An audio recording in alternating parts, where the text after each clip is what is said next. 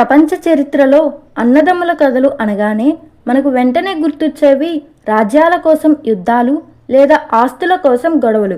కానీ ద్వాపర యుగంలో ఒక అన్నదమ్ముల జంట ఉంది. వారు ఒకరికొకరు నీడలా, ఒకరి ఆలోచనకు మరొకరు ఆచరణలా నిలిచారు. వారే బలరామకృష్ణులు. ఒకరు తెల్లని రంగులో శాంతానికి శక్తికి రూపమైతే మరొకరు నల్లని రంగులో జ్ఞానానికి తంత్రానికి ప్రతీక.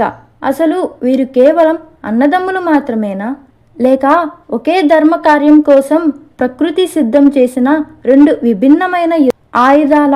ఈరోజు మనం చూడబోయే ఎపిసోడ్లో బలరామకృష్ణుల అనుబంధం వెనుక ఆ సైకలాజికల్ బాండ్ మరియు వారిద్దరి మధ్య ఉన్న ఆశ్చర్యకరమైన స్ట్రాటజిక్ బ్యాలెన్స్ గురించి లోతుగా విశ్లేషించబోతున్నాం. కృష్ణ బలరాముల అనుబంధం గోకులంలో మొదలైంది కాదు, అది అనంతకాలం నుండి వస్తున్న ఒక ఆధ్యాత్మిక బంధం. బలరాముడు సాక్షాత్తు ఆదిశేషుడు అవతారం అయితే కృష్ణుడు విష్ణువు. విష్ణువు ఎక్కడ ఉంటే అక్కడ శేషుడు ఉండాల్సిందే. త్రేతాయుగంలో లక్ష్మణుడిగా తమ్ముడు పాత్ర పోషించి రాముడి సేవలో తరించిన శేషుడు ఈసారి అన్నగా పుట్టి కృష్ణుడిని కాపాడాలని కోరుకున్నాడు. అందుకే బలరాముడు కృష్ణుడి కంటే ముందు జన్మించాడు. ఇది కేవలం వరుస క్రమం కాదు, ఇది ఒక రక్షణ కవచం. కృష్ణుడు చేసే ప్రతి లీలకు, ప్రతి యుద్ధానికి బలరాముడు ఒక బలమైన పునాదిలా నిలిచాడు. ఆ సమయంలో బలరాముడి మనస్తత్వాన్ని మనం గమనిస్తే ఆయనకు తన తమ్ముడు సాక్షాత్తు పరమాత్మ అని తెలుసు. కానీ లోకరీత్యా ఆయన ఒక బాధ్యత గల అన్న. కృష్ణుడు అల్లరి చేస్తుంటే మందలించడం, రాక్షసులు వస్తే ముందు నిలబడడం బలరాముడి నైజం. ఇక్కడ మనం గమనించాల్సిన లోతైన పాయింట్ ఏమిటంటే, శక్తి అంటే బలరాముడు ఎప్పుడు జ్ఞానానికి అంటే కృష్ణుడికి లోబడి ఉండాలి. బలరాముడి దగ్గర అపారమైన శారీరక బలం ఉంది, కానీ ఆ బలాన్ని ఎప్పుడు ఎక్కడ వాడాలో నిర్ణయించేది కృష్ణుడు. ఈ ఇద్దరి కలయికే సంపూర్ణమైన విజయం. మన జీవితంలో కూడా బలం ఉన్న చోట వివేకం తోడైతేనే అది సార్థకమవుతుంది. బలరాముడు చాలా ముక్కుసూటి మనిషి. ఆయనకు కోపం త్వరగా వస్తుంది, కానీ మనసు వెన్న. ఆయన ఆయుధం నాగలి. ఇది భూమిని దున్నడానికి అంటే సృజనాత్మకు మరియు కష్టానికి ప్రతీక. కృష్ణుడు అలా కాదు. ఆయన ఆలోచనలు చాలా గంభీరంగా ఉంటాయి. ఆయన ఆయుధం సుదర్శన చక్రం. ఇది వినాశనానికి మరియు కాలానికి ప్రతీక. బలరాముడు సంప్రదాయవాది అయితే కృష్ణుడు విప్లవకారుడు. ఈ రెండు భిన్నమైన మనస్తత్వాలు ఎలా కలిసి పనిచేశాయి అనేది ఒక అద్భుతమైన మేనేజ్మెంట్ లెసన్. కృష్ణుడు ఏదైనా క్లిష్టమైన నిర్ణయం తీసుకున్నప్పుడు బలరాముడు దానికి ఒక స్థిరత్వాన్ని ఇచ్చేవాడు. ఈ అనుబంధం వెనుక ఉన్న విశ్లేషణ ఏమిటంటే, ఒక కుటుంబంలో లేదా ఒక టీంలో అందరూ ఒకేలా ఉండక్కర్లేదు. భిన్నత్వం ఉన్నప్పుడే అక్కడ సంపూర్ణత్వం ఉంటుంది. బలరాముడు బలమైన పునాది అయితే కృష్ణుడు అందమైన గోపురం. బలరాముడు అండగా ఉన్నాడనే ధైర్యంతోనే కృష్ణుడు ఎన్నో మాయలు చేయగలిగాడు. వీరిద్దరి మధ్య ఉన్న ఆ పరస్పర గౌరవం, ఒకరి లోటును మరొకరు భర్తీ చేసుకోవడం అనేది నేటి తరం అన్నదమ్ములకు ఒక పెద్ద పాఠం. అభిప్రాయ భేదాలు ఉన్న లక్ష్యం ఒక్కటే అయినప్పుడు ఆ బంధం విడదీయలేనిదిగా మారుతుంది. చిన్నప్పుడు వెన్న దొంగలించేటప్పుడు బలరాముడు కృష్ణుడికి ఒక పార్ట్నర్ ఇన్ క్రైమ్లా ఉండేవాడు.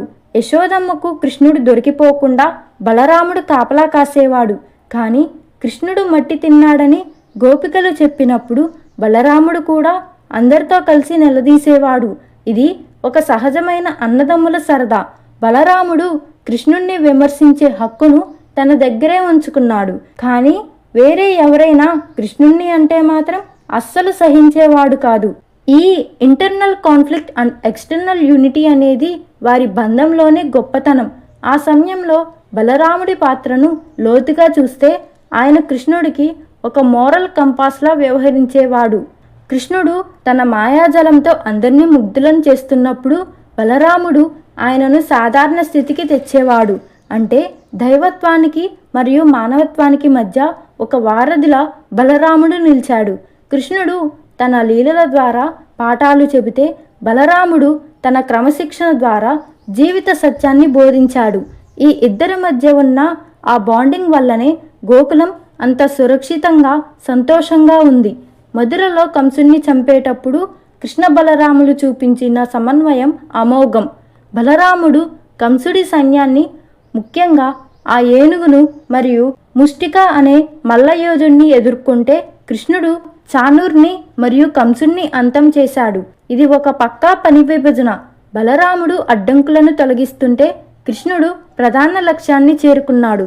బలరాముడి మద్దతు లేకపోతే కృష్ణుడు అంత తేలిగ్గా కంసుణ్ణి చేరలేకపోయేవాడు. ఈ యుద్ధం వెనుక ఉన్న రాజకీయ కోణాన్ని విశ్లేషిస్తే బలరాముడు ఎప్పుడు వెనక ఉండి నడిపించే ఒక సైలెంట్ ఫోర్స్. ఆయనకు పేరు ప్రఖ్యాతల మీద ఆశ లేదు.